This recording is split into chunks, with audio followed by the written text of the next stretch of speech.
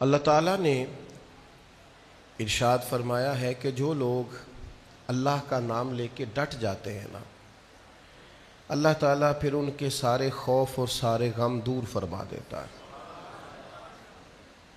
لوگ دنیا کے لیے ڈٹتے ہیں، ذاتیات کے لیے ڈٹتے ہیں، مفادات کے لیے ڈٹتے ہیں۔ تو نے میرے پیسے دبائے ہیں، میں دیکھتا ہوں تو کیسے نہیں دیتا۔ تو میری زمین پہ قبضہ کرنا چاہتا ہے، میں دیکھتا ہوں تو کیسے قبضہ کرتا ہے۔ تو نے میرے ساتھ فلاں زیادتی کی ہے، میں تجھے بدلہ لے کے بتاؤں گا، تو ابھی مجھے جانتا نہیں۔ لوگ ذات کے لیے ڈٹ جاتے ہیں۔ رب قرآن مجید میں فرماتا ہے ان الذین قالوا ربنا اللہ ثم استقاموا، وہ لوگ جنہوں نے کہا کہ اللہ ہمارا رب ہے اور پھر وہ اس پر ڈٹ گئے، فلا خوف علیہم ولا هم یحزنون، فرمایا انہیں نہ کوئی خوف ہوگا اور نہ وہ غمگین ہوں گے، جو ڈٹ گئے اللہ کا نام لے کر۔ یاد رکھیے گا کہ کچھ لوگ ایسے ہوتے ہیں جن کی طبیعت میں سادگی ہوتی ہے، جن لوگوں کی دنیا داری محدود ہوتی ہے، لالچ تھوڑا ہوتا ہے، ہرس سے دور ہوتے ہیں، ہوس سے دور ہوتے ہیں، مطمع نظر دنیا داری نہیں ہوتا، وہ لوگ مضبوط ہوتے ہیں۔ جو لوگ اپنے مفادات کی جنگ لڑتے ہیں، اپنے لیے سوچتے ہیں، آہستہ آہستہ وہ کمزور ہونے لگ جاتے ہیں۔ بہت سے مقامات پر انہیں خود محسوس ہوتا ہے کہ میری گفتگو پھیکی سی ہے، اس میں کوئی وزن نہیں ہے، کیونکہ میں خود اس پر عمل نہیں کر پا رہا۔ تو توانا اور طاقتور وہ لوگ ہوتے ہیں جو بے لوث ہوتے ہیں، خدمت کا مزاج رکھتے ہیں، محنت کا جذبہ رکھتے ہیں، جد و جہد جن کی طبیعت ہوتی ہے، دنیاوی خوشامد سے کوسوں دور ہوتے ہیں۔ وہ لوگ ذرا صحیح معنوں میں آگے بڑھ جاتے ہیں۔ اور پھر دنیا کی لذات جن لوگوں کو نہیں نہ لگتی، وہ لوگ بھی بے خوف ہوتے ہیں۔ لذتیں لگ جاتی ہیں، کھانے کا چسکا، اچھا لگنے کا شوق، بہترین لباس کی خواہش، اچھی گاڑی، اچھا موبائل، اچھا گھر، اچھی، یہ لذات ہیں، دنیا کی لذتیں لگ جاتی ہیں بندے کو۔ جن لوگوں کو یہ لذت لگ جاتی ہے نا، وہ پھر عبادت کی لذت نہیں لے پاتے، وہ یاد خدا کی لذت نہیں لے پاتے، سجدوں میں جمتی نہیں پیشانیاں ان کی الا ماشاءاللہ۔ تلاوت قرآن مجید کے ساتھ ان کا وہ لب و لہجہ نہیں ہوتا، چونکہ یہ ایک الگ ذائقہ ہے، یہ بھی ایک ذائقہ ہے پورا۔ دنیا داری کی لذات یہ جب پورے طور پر ہیوی ہو جاتی ہیں، ہمارے ایک استاد کہا کرتے تھے، کہتے تھے میں اپنے بچوں سے بھی کہتا ہوں اور اپنے شاگردوں سے کہتا ہوں کہ جس آدمی کے بال ہی سارا دن ٹھیک نہیں ہوتے، اس نے کوئی کام کیسے کرنا ہے؟ سارا دن تو اس نے آئینے کے سامنے کھڑے ہو کے گزار دیا، تو کیا کرے؟ دنیاوی لذتیں جن لوگوں کو لگ جاتی ہیں، ان کے لیے بھی بہت ساری چیزیں مشکل ہوتی ہیں۔ اور پھر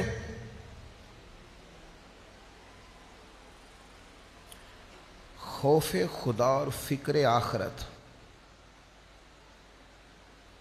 یہ اگر طبیعت میں پیدا ہو جائے تو خوشامد اچھی نہیں لگتی، اپنی تعریف انسان کو سننا اچھا نہیں لگتا، اسے تحائف اچھے نہیں لگتے، اسے دنیاوی آسائشیں اچھی نہیں لگتی، وہ نئی چیز خرید کر بے چین رہنے لگ جاتا۔ خوف خدا اور فکر آخرت۔ اور پھر میرے بھائیوں ایک بات اور بھی عرض کروں، جن لوگوں کی پسند ان کا دین ہو جاتا ہے نا، اور جو دین پر ڈٹ جاتے ہیں، وہ متاثر نہیں ہوتے جلدی کسی سے۔ ان کو کسی ملک کا بہت ترقی یافتہ ہونا اور کسی کا بہت آسانیوں میں ہونا اور بہت سہولیات میں ہونا انہیں محبوب نہیں ہوتا۔ مجھ سے ایک دوست نے ایک دفعہ پوچھا تھا کہ آپ نے کبھی کسی شخص کو معراج پر بھی سمجھا ہے کہ وہ بندہ معراج پا گیا ہے؟ تو میں نے ان سے کہا میں چھوٹا آدمی ہوں، کو بڑی بات تو نہیں کر سکتا، لیکن میری نظر میں معراج یہ ہے کہ حالات اگرچہ بڑے خراب تھے، دشمن اگرچہ پیچھے لگا ہوا تھا، چاروں جانب فوجیں چڑھی ہوئی تھی، مسلمانوں پر بظاہر مکے کی فضا کو تنگ کر دیا گیا تھا، لیکن اس سارے ماحول میں ایک آدمی معراج پا گیا، حضرت صدیق اکبر۔ ادھر ادھر دائیں بائیں کافر تھے، لوگوں کا خیال یہ تھا کہ شاید انہوں نے ساری چیزیں تنگ کر دی ہیں، حالات کو کٹھن کر دیا ہے، لیکن جناب صدیق اکبر کی معراج یہ تھی کہ ان کے پاس اور کوئی نہ تھا، وہ غار میں اکیلے تھے اور گود میں محبوب کا سر نور رکھے ہوئے تھے، اور بٹھا کر اپنے محبوب کو اپنے پہلو میں جو لوگ کچھ نہیں نہ کرتے وہ بھی کمال کرتے ہیں۔ یہ معراج ہے، معراج پائی۔ تو یاد رکھیے گا اور سمجھ لیجئے گا، دین پر ڈٹ جانا۔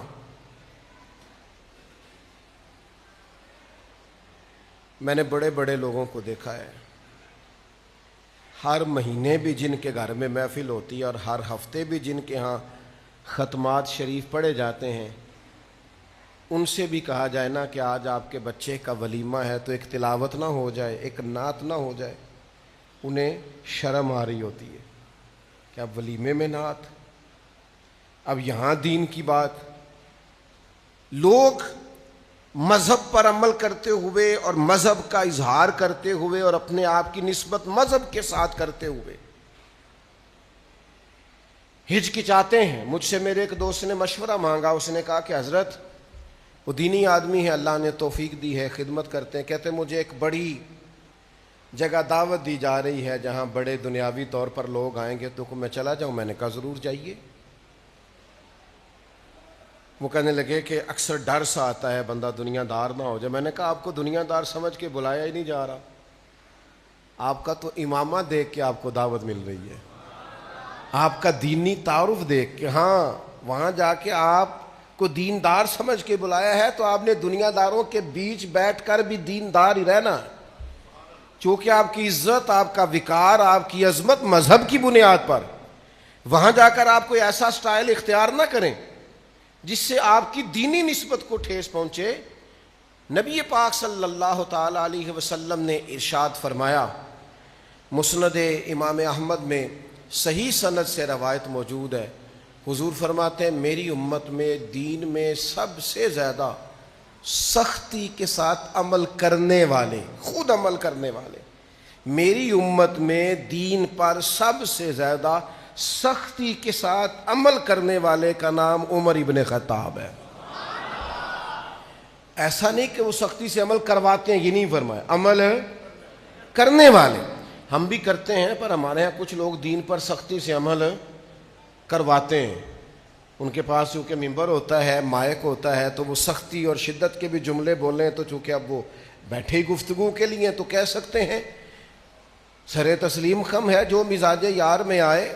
لیکن سیدنا عمر اپنی ذات کے تعلق سے سختی کے ساتھ دین پر عمل کرنے والے، اور اتنا عمل کیا، پھر جب امیر المومنین بنے تو پھر عمل کروایا، اور اتنا سخت عمل کروایا حضرت عمر نے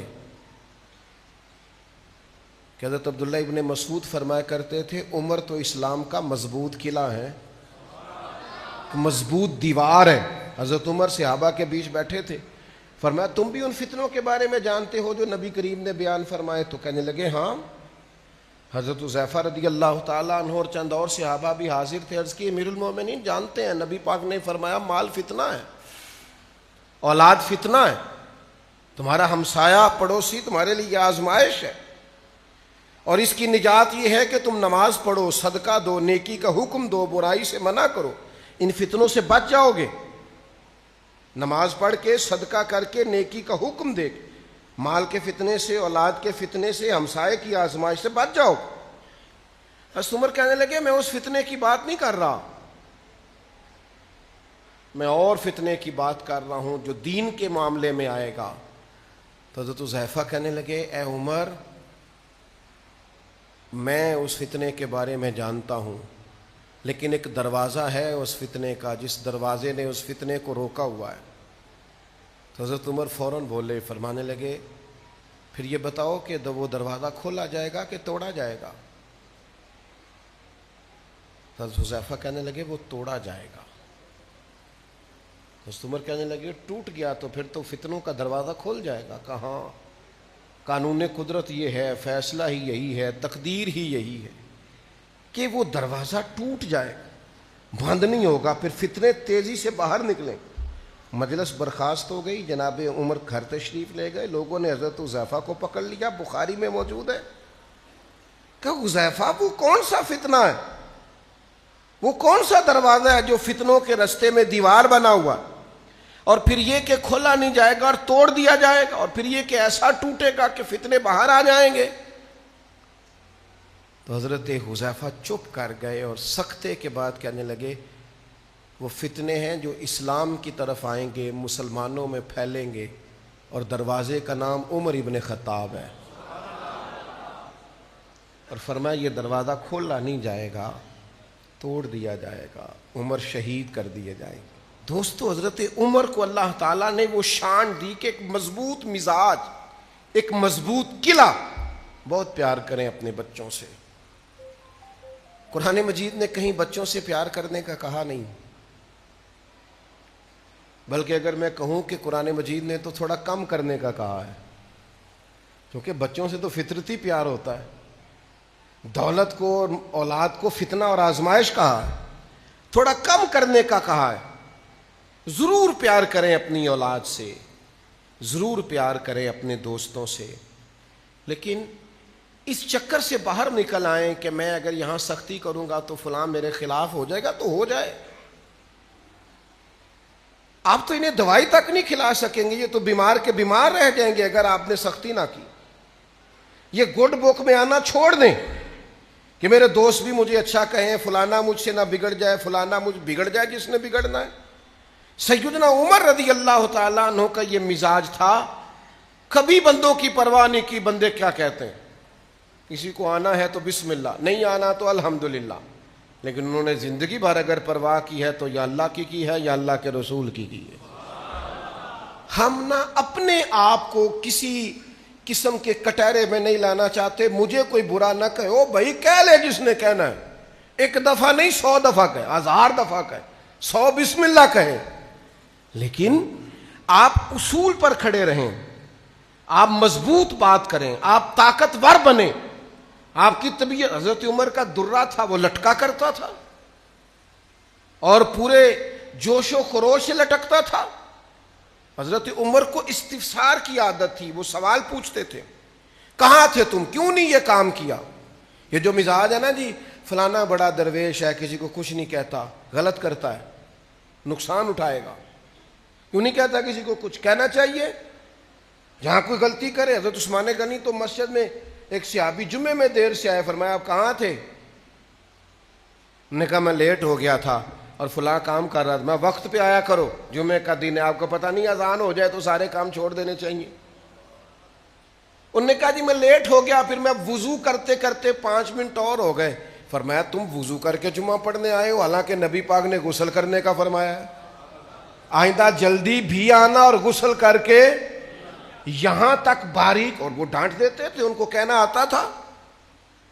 لیکن یہاں ایک طبیعت عجیب ہے لوگوں کی، لوگ سمجھتے ہیں اوہو میں بات کروں گا تو فلانا کیا سوچے گا. وہ سوچ لے، اس نے جو سوچنا ہے اسے کو سوچے، تھوڑا نہیں زیادہ سوچے، اور جھجک کے نہیں کھل کے سوچے. لیکن آپ کی جو ذمہ داری ہے آپ اس ذمہ داری کو سمجھیں. سیدنا فاروق اعظم رضی اللہ تعالیٰ عنہ گورنر بناتے تھے، پھر ان کا حساب کرتے تھے. ایک گورنر کے بارے میں پتا چلا ریشم کا لباس پہنتا ہے، بہت آسانی میں ہے، بہت موج کرتا ہے، کیا بات ہے، کھا رہا ہے، پی رہا ہے، لگا رہا ہے. عمر نے بلایا